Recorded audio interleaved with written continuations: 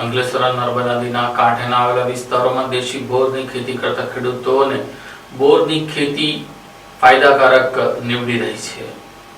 ઉનાળાના પ્રારંભથી જ દેશી ફળ તરીકે જાણીતા બોરનો પાક લોક જીભે ચડે છે। અંકલેશ્વર તાલુકાના નર્મદા કાંઠા વિસ્તારમાં ખેતરમાં અસંખ્ય દેશી બોરડીના ઝાડ ખેડૂતો માટે ફાયદાકારક નીવડ્યા છે। વર્ષો જૂના દેશી બોરડીના ઝાડ પર વિપુલ પ્રમાણમાં બોરનો પાક આવતો હોવાથી ખેડૂતો ઓછી મહેનતે વધુ નફો મેળવી રહ્યા છે। કહેવાય છે કે દેશી બોરની પૌષ્ટિકતા ઘણી છે, આરોગ્ય માટે ગુણકારી તેમજ બિસ્કિટમાં ઉપયોગી થાય છે। અંકલેશ્વર તાલુકાના નર્મદા નદીના કાંઠા વિસ્તારમાં ખેડૂતોએ પોતાના ખેતરમાં વર્ષો જૂના બોરડીના ઝાડ સાચવી રાખ્યા છે। દર વર્ષે ઉનાળાના પ્રારંભે દેશી બોરનો મબલક પાક આવે છે। જૂના કાંશિયા ગામના ખેડૂત વિરેન્દ્ર વસાવાએ પોતાના ખેતરમાં 60 જેટલા દેશી બોરડીના ઝાડ સાચવી રાખ્યા છે। તેઓ મહેનત વગર દર વર્ષે બોરનો મબલક પાક લઈ સારો નફો મેળવી રહ્યા છે। આ વિસ્તારના બોરની ભરૂચ, સુરત, મુંબઈ તેમજ અન્ય રાજ્યોમાં માંગ વધુ હોવાથી વેપારીઓ અહીં આવી ખેડૂતો પાસેથી 20 કિલોના 100 થી 700 રૂપિયાના ભાવે ખરીદે છે। કોઈ પણ પ્રકારના ખર્ચ અને મહેનત વગર સારો નફો મેળવી રહ્યા છે। હાલમાં હાઇબ્રિડ સહિતના વિવિધ જાતિના બોરનું વાવેતર વધતા હવે દેશી બોર નજરઅંદાજ થઈ રહ્યા છે, પરંતુ દેશી બોરની પૌષ્ટિકતાને આ ખેડૂતોએ જાળવી રાખી છે।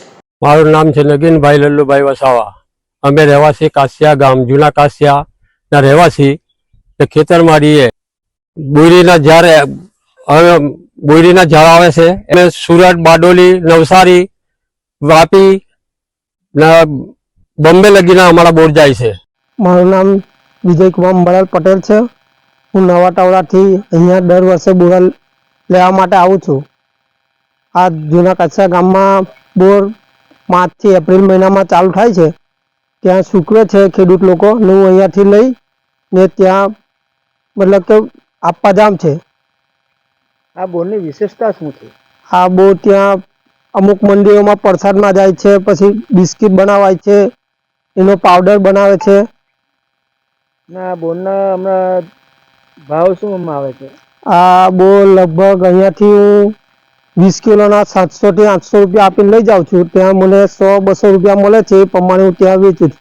મારું નામ વિરેન્દ્રભાઈ બાબુભાઈ વસાવા છે અને હું આ બોરડી ખેડૂતનો પુત્ર છું। અને આ અહીંયા આગળ લાલવાડી ગામ, આ ભરૂચ જિલ્લાનું અંકલેશ્વર તાલુકાનું આ લાલવાડી ગામ છે। અને અહીંયા આગળ અમારી પાસે ટોટલ અમારા બાપ દાદાની ટોટલ 60 થી 70 જેટલી બોરડીઓ છે। અને એ માર્ચ મહિના પછી એની સિઝન ચાલુ થઈ જાય છે। મતલબ એ પૂરી રીતે માર્ચ એપ્રિલમાં પૂરેપૂરા પાકી જાય છે બોર, અને મજદૂર કરાવીને અમે વણાવી લઈએ છીએ। અને વેપારી લેવા આવે છે તો 20 કિલોના લગભગ 600 થી 700 રૂપિયા આપીને એ લોકો લઈ જાય છે અહીંયાથી। આમાં તમે બોરની વિશેષતામાં શું છે?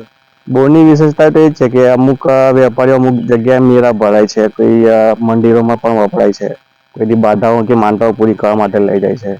બીજી વિશેષતા એ છે કે એના બિસ્કિટ બનાવે છે, પછી ગ્લુકોઝના પાવડર બનાવે છે, બીજી ઘણી બધી વેરાયટીઓ બનાવે છે।